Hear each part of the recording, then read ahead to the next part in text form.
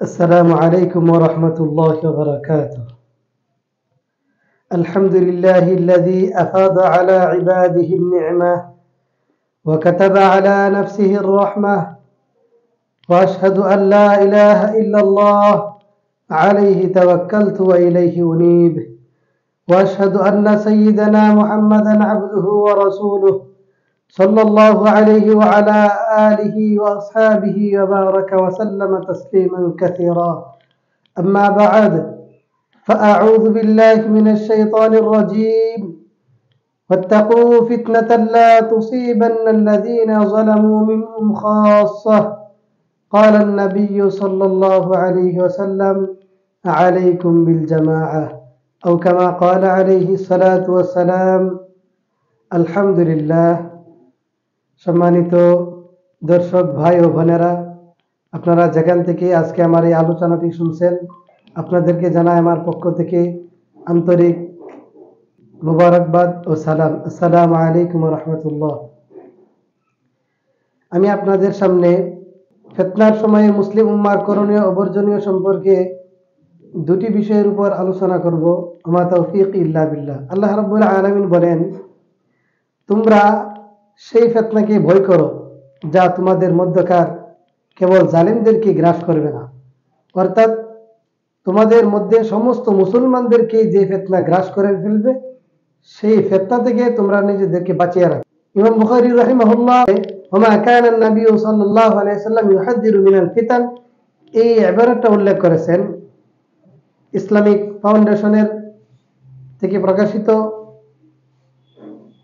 সহিহ বুখারী এর অধ্যায়ের মধ্যে আছে। অর্থাৎ নবী সাল্লাল্লাহু আলাইহি ওয়াসাল্লাম তোমাদেরকে যে সমস্ত ফিতনা থেকে সতর্ক করেছেন, সেই সমস্ত ফিতনা থেকে তোমরা বাঁচিয়ে থাকো। সেই ফিতনাটা কি এবং ফিতনার সময় মানুষদের করণীয় বর্জনীয় কি, এই সম্পর্কে জানতে হলে আমরা সহিহুল বুখারীর 7084 নং হাদিসের মধ্যে আমরা ফিরে যাব। সেখানে বর্ণিত আছে হযরত হুযায়ফাতুল ইয়ামান রাদিয়াল্লাহু তাআলা আনহু থেকে বর্ণিত। তিনি বলেন, লোকেরা নবী আলাইহিস সালামকে কল্যাণকর বিষয় সম্পর্কে জিজ্ঞেস করত, আর আমি অকল্যাণকর বিষয় সম্পর্কে জিজ্ঞেস করতাম, এই ভয়ে যেন আমাকে তা পেয়ে না বসে। আমি বললাম, হে আল্লাহর রাসূল সাল্লাল্লাহু আলাইহি ওয়াসাল্লাম, ইতিপূর্বে আমরা জাহেলি যুগের মধ্যে ও মন্দ যুগের মধ্যে ছিলাম। অতঃপর আল্লাহ রাব্বুল আলামিন আমাদেরকে অনুগ্রহ করলেন, একটি কল্যাণকর যুগ দান করলেন। এই কল্যাণকর যুগের পরে কি কোনো অকল্যাণকর যুগ আছে? নবী আলাইহিস সালাম বললেন, নাম, হ্যাঁ আছে। আবার বললেন, এই অকল্যাণের পরে কি কোনো কল্যাণকর যুগ আছে? নবী আলাইহিস সালাম বললেন, হ্যাঁ আছে। ওফিহি দাখালুন, তবে তার মধ্যে কিছু দুআশা আছে। ওমা দাখালুহু, তিনি বললেন, সেই দুআশাটা কি? নবী আলাইহিস সালাম ইরশাদ করেন, কওমুন ইয়াহদুনা বিগাইরি হাদি তা'রিফু মিনহুম ওয়া তুনকির, ওই সময়ের মধ্যে এমন কিছু ব্যক্তির আবির্ভাব ঘটবে যারা মানুষদেরকে আমার পথ ছাড়া অন্য পথে পরিচালিত করবে। তাদের থেকে তুমি ভালো কিছু দেখতে পাবে, আবার মন্দ কিছু দেখতে পাবে। আবার বললেন, এই কল্যাণকর যুগের পরেও কি কোনো অকল্যাণকর যুগ আছে? আল্লাহ নবী সাল্লাল্লাহু আলাইহি সাল্লাম উত্তর বললেন, নাম, হ্যাঁ আছে। সেই সময়ের মধ্যে কি হবে? দুআতুন আলা আবওয়াবি জাহান্নাম মান আযাবাহুম ইলাইহা কাযাফু ফিহা। আল্লাহ নবী বললেন, ওই সময়ের মধ্যে লোকেরা জাহান্নামের দরজায় দাঁড়িয়ে মানুষদেরকে আহ্বান করতে থাকবে। যারা তাদের ডাকে সাড়া দেবে, তারা তাদেরকে জাহান্নামের মধ্যে নিক্ষিপ্ত করে ছাড়বে। তিনি বললেন, মা সিফাতুহুম, তাদের গুণাগুণ, তাদের বৈশিষ্ট্য কি? নবী আলাইহিস সালাম ইরশাদ করেন, তারা আমাদের মতোই মানুষ হবে এবং আমাদের ভাষায় কথা বলবে। তিনি বললেন, তাহলে আমাদের করণীয় কি? হুযায়ফাতুল ইয়ামান রাদিয়াল্লাহু তাআলা এর প্রশ্নের জবাবে নবী আলাইহিস সালাম ইরশাদ করেন, তালজামু জামাআতাল মুসলিমিনা ওয়া ইমামাহুম, তুমি মুসলমানদের আমির এবং তাদের জামাতের সাথে জড়িয়ে যাবে যদি তুমি তাদেরকে পাও। আবার বললেন, ফাইন লাম ইয়াকুন লাহুম জামাআতুন ওয়ালা ইমামুন, যদি মুসলমানদের আমির এবং জামাত না পায় তাহলে কি করণীয়?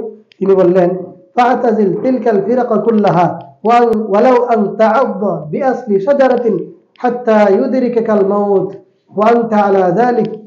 তখন অনেক দল উপদল হবে, সমস্ত দল উপদলকে তুমি বর্জন করবে, কোরআন এবং সুন্নাহকে চোয়ালের মারির দাঁত দিয়ে কামড় দিয়ে হলেও ধরে থাকবে এবং মৃত্যুর আগ পর্যন্ত তুমি এই অবস্থায় থাকবে, তবু কোরআন এবং সুন্নাহকে আঁকড়ে ধরে থাকবে। এই হাদিসের একটি বিষয়, ফিতনা থেকে বাঁচতে হলে আমাদের মুসলমানদের আমির এবং জামাতের সাথে যুক্ত হয়ে থাকতে হবে। আর যদি মুসলমানদের আমির এবং জামাত না থাকে তাহলে সমস্ত দল উপদল ফেরকাকে বর্জন করতে হবে। এখন মুসলমানদের আমির এবং জামা, সেটা কোন আমির কোন জামার কথা বলেছেন? কেননা আমরা একটি হাদিস থেকে জানতে পারি যে খেলাফতুর রাশেদার বিরক্তির পরে ইমাম মাহদী আলাইহিস সালামের আগ পর্যন্ত মুসলমানদের আর কোনো আমির হবে না, আর কোনো খলিফা থাকবে না। যা খেলাফা আলা মিনহাজুন নবুওয়ার আলোকে প্রতিষ্ঠিত ছিল, সেই খেলাফা আর হবে না। এটা নুআইম বিন হাম্মাদের কিতাবুল ফিতান 250 নং হাদিসের মধ্যে বর্ণিত আছে, আন সাবাহিন ক্বালা লা খিলাফাতা বা'দা হামলি বানি উমাইয়া হাত্তা ইয়াখরুজাল মাহদী। বানি উমাইয়া রাষ্ট্রীয় দায়িত্বভার গ্রহণ করার পরে ইমাম মাহদী আলাইহিস সালামের আবির্ভাবের আগ পর্যন্ত আর কোনো খেলাফত থাকবে না, আর কোনো খেলাফত হবে না। সুতরাং যেহেতু আর কোনো খেলাফত হবে না, আর কোনো খেলাফত থাকবে না, এর দ্বারা স্পষ্ট বোঝা যায় যে তখন ফিতনা দেখা দেবে, ফিতনার যুগ চলে আসবে। তো ফিতনার যুগে আমাদের করণীয় হচ্ছে কোরআন এবং সুন্নাহকে আঁকড়ে ধরতে হবে, সমস্ত দল উপদলকে বর্জন করতে হবে যদি মুসলমানদের আমির এবং তাদের জামাত না থাকে। আর যদি মুসলমানদের আমির এবং জামাতকে পাওয়া যায় তাহলে করণীয় হচ্ছে, আল্লাহ নবী সাল্লাল্লাহু আলাইহি সাল্লাম তিরমিজির হাদিসের মধ্যে ইরশাদ করেন, আলাইকুম বিল জামাআ, তোমাদের উপর ওয়াজিব করণীয় হচ্ছে মুসলমানদের জামাতের সাথে যুক্ত থাকা, জড়িয়ে থাকা। এখন মুসলমানদের জামাত, সেটা কোন জামাত? অর্থাৎ এই জামাত দ্বারা উদ্দেশ্য হচ্ছে আল্লাহ তাআলার পক্ষ থেকে এমন কোন আমির মনোনীত হবেন যে আমির কি করবেন, নবুয়তের আদলে খেলাফা আলা মিনহাজুন নবুওয়াকে সমস্ত ফিতনা নির্মূল করে প্রতিষ্ঠিত করবেন। তো আল্লাহ তাআলার পক্ষ থেকে মনোনীত আমির এবং জামাত এগুলো কি? মনোনীত আমির এবং জামাত তারা কখন আসবেন, এই ব্যাপারে আমরা যদি জানতে চাই তাহলে সহিহুল বুখারী 7222 ও 7223, সহিহ মুসলিমের বাবুল ইমারা এর অধ্যায়ের হাদিসগুলো দেখলে আমাদের কাছে স্পষ্ট ফুটে ওঠে। যা জাবির ইবনে সামুরা রাদিয়াল্লাহু তাআলা থেকে বর্ণিত, তিনি বলেন, আমি নবী আলাইহিস সালাম থেকে শুনেছি যে মুসলমানদের 12 জন আমির আসবেন, তারা সকলে কুরাইশ বংশের হবে। এই মুসলমানদের 12 জন আমির আসবেন, তারা সকলে কুরাইশ গোত্রের হবে। এই তারা আল্লাহ তাআলার পক্ষ থেকে মনোনীত আমির আসবেন এবং তাদেরকে আল্লাহ রাব্বুল আলামিন বিশেষভাবে ইলহামের মাধ্যমে, অর্থাৎ তাদেরকে দিক নির্দেশনা দিবেন। আল্লাহ তাআলার পক্ষ থেকে তাদের একটা দিক নির্দেশনা থাকবে, যাদের সাথে আল্লাহ তাআলা একটা বিশেষ সম্পর্ক থাকবে, যা আমরা আহলে সুন্নাহ ওয়াল জামাতের আকীদার বিশেষ একটা অন্তর্ভুক্ত। অর্থাৎ খলিফাতুল মুসলিমিন, মুসলমানদের আমিরকে অবশ্যই তাকে মুহাদ্দাস হতে হবে। সে কথা আমি বলি নাই, আমাদের উলামায়ে কেরাম আকাবির আসলাফগণ বলে গেছেন। শাহ ওয়ালিউল্লাহ মুহাদ্দিসে দেহলভী রাহিমাহুল্লাহ তার কিতাব ইজালাতুল খাফা এর মধ্যে বর্ণনা করেছেন যে মুসলমানদের যিনি আমির হবেন, যিনি খলিফা হবেন, তাকে অবশ্যই উম্মতের প্রথম স্তরের লোকদের অন্তর্ভুক্ত হতে হবে। প্রথম স্তর কারা? যারা শুহাদা, সিদ্দিকিন, সালেহিন, এদের অন্তর্ভুক্ত হতে হবে। তো এই সমস্ত ব্যক্তি, অর্থাৎ তারা মুহাদ্দাস হতে হবে। মুহাদ্দাস মানে তার ইলহাম প্রাপ্ত, যাদের সাথে আল্লাহ রাব্বুল আলামিন ফেরেশতাদের মাধ্যমে গোপন কথোপকথন করে থাকেন, এই ধরনের যোগ্যতা অর্জন করতে হবে।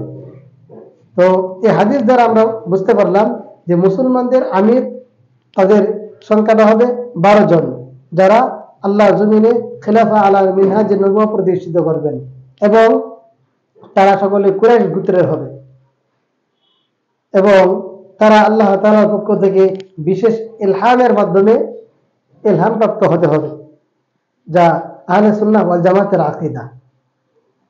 কেননা আরেকটা হাদিস থেকে আমরা জানতে পারি, নুআইম বিন হাম্মাদের কিতাবুল ফিতানের 251 নং হাদিস, লাইসা মিনাল খুলাফা মান লাম ইয়ামলিকুল মাসজিদাইন, মাসজিদাল হারাম ওয়া মাসজিদ বাইতুল মাকদিস অর্থাৎ সে ব্যক্তি ততক্ষণ পর্যন্ত খলিফা হতে পারবে না যে ব্যক্তি দুই মসজিদের মালিক না হবে। সেই দুই মসজিদ হচ্ছে মসজিদুল হারাম এবং মসজিদে বাইতুল মাকদিস। অর্থাৎ এই হাদিস দ্বারা স্পষ্ট বোঝা গেল যে মুসলমানদের আমির এবং খলিফা প্রতিনিধিত্ব করতে হলে সেই মুসলমানদের আমির অথবা খলিফা হবেন যিনি এই দুই মসজিদের একসাথে নিয়ন্ত্রণ করতে পারবেন। তো এই হাদিস দ্বারা আমাদের কাছে স্পষ্ট হয়ে গেল যে ফিতনার সময় কুরআন এবং সুন্নাহকে আঁকড়ে ধরতে হবে, সমস্ত দল উপদলকে বর্জন করে। আল্লাহ তাআলার পক্ষ থেকে মনোনীত যদি কোনো আমির চলে আসে তাহলে সেই আমিরের সাথে আমাদের যুক্ত হয়ে থাকতে হবে। আল্লাহ রাব্বুল আলামিন আমাদেরকে সেই তৌফিক দান করুন, ফিতনা থেকে বেঁচে থাকার তৌফিক দান করুন। ওয়া আখিরু দাওয়ানা আলহামদুলিল্লাহি রাব্বিল আলামিন। আসসালামু আলাইকুম ওয়া রাহমাতুল্লাহ।